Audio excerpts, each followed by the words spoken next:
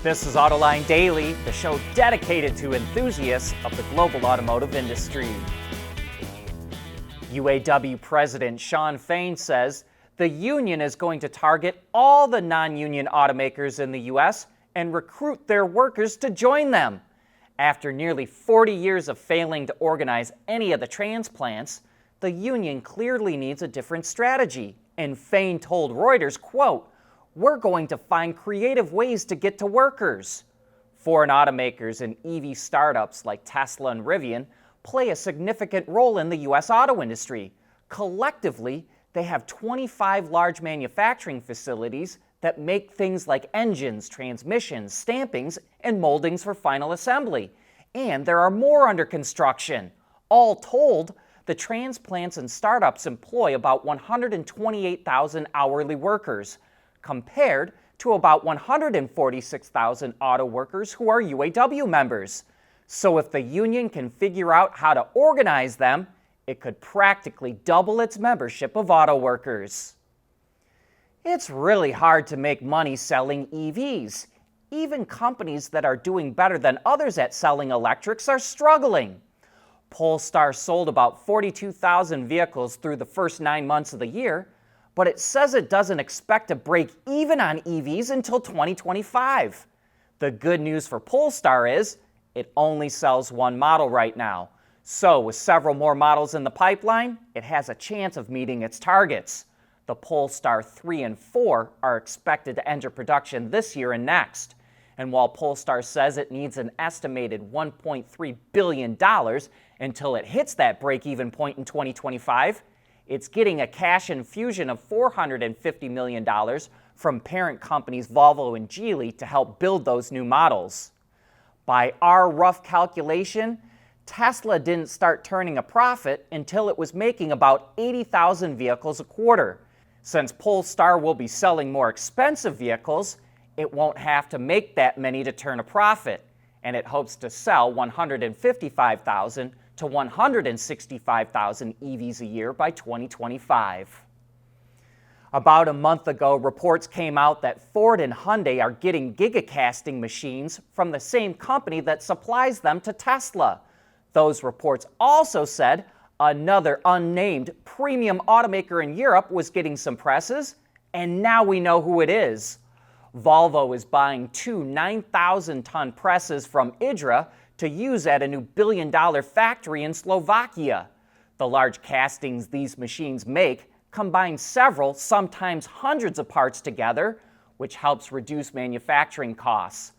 Volvo's plant in Slovakia is expected to start making its next-gen EVs around 2026 and will eventually have the capacity for 250,000 vehicles a year.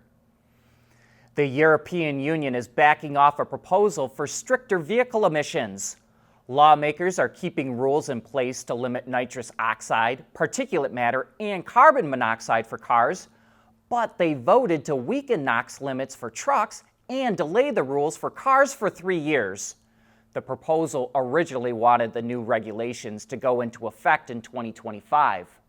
Automakers in several countries opposed the original rules because they said it would be too costly, and they argued that since the EU will ban the sale of new ICE vehicles starting in 2035, that automakers should focus on investing in electric vehicles instead of trying to make ICE vehicles more efficient.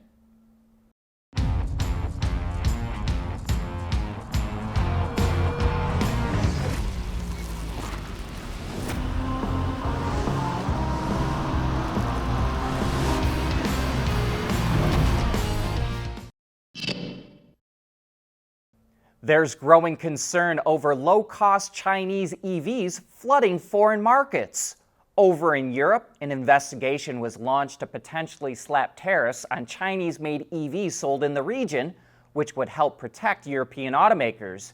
And now in the U.S., a group of bipartisan representatives sent a letter to the Biden administration urging it to increase the tariff on Chinese-made vehicles, which is currently at 25%. They also want to prevent Chinese automakers from exporting vehicles to the U.S. from Mexico. And like Europe, this is an effort to protect the U.S. auto industry. And while lawmakers want to restrict the number of Chinese vehicles sold in the country, Reuters reports that Chinese automaker Geely's premium brand Zeekr is moving forward with an IPO in the U.S. The company is expected to reveal details about its plans sometime this week, and its shares could start being traded within weeks of the announcement. Goldman Sachs and Morgan Stanley are reportedly underwriting the IPO. And it's not stopping at the U.S. Zeekr also announced plans to expand into Europe as well.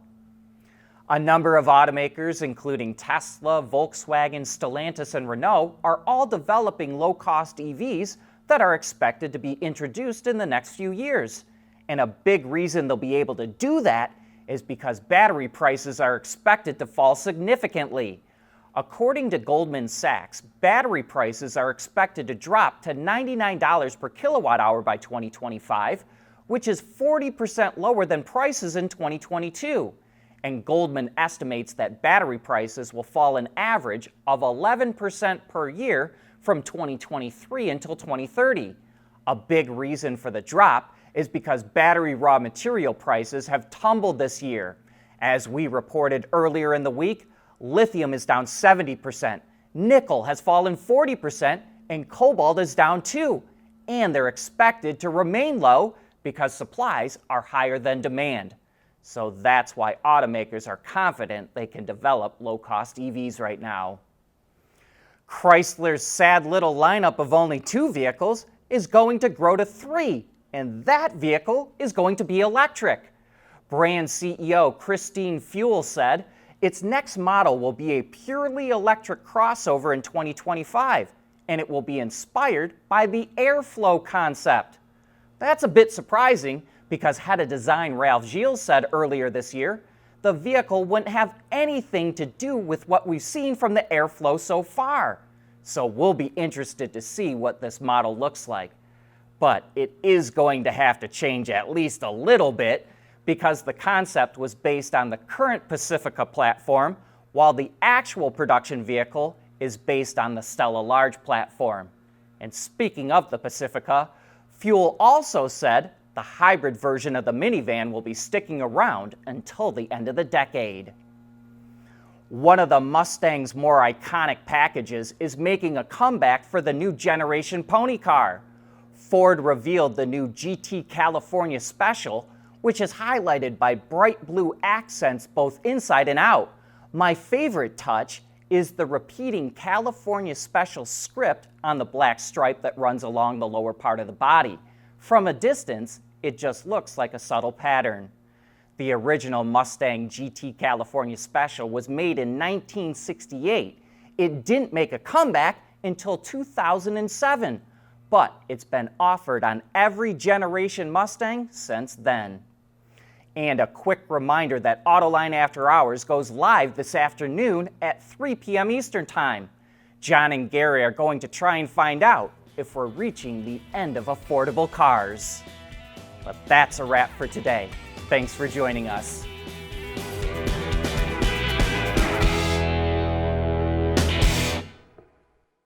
Autoline Daily is brought to you by Bridgestone, solutions for your journey. Intrepid Control Systems, over-the-air engineering, boost your game.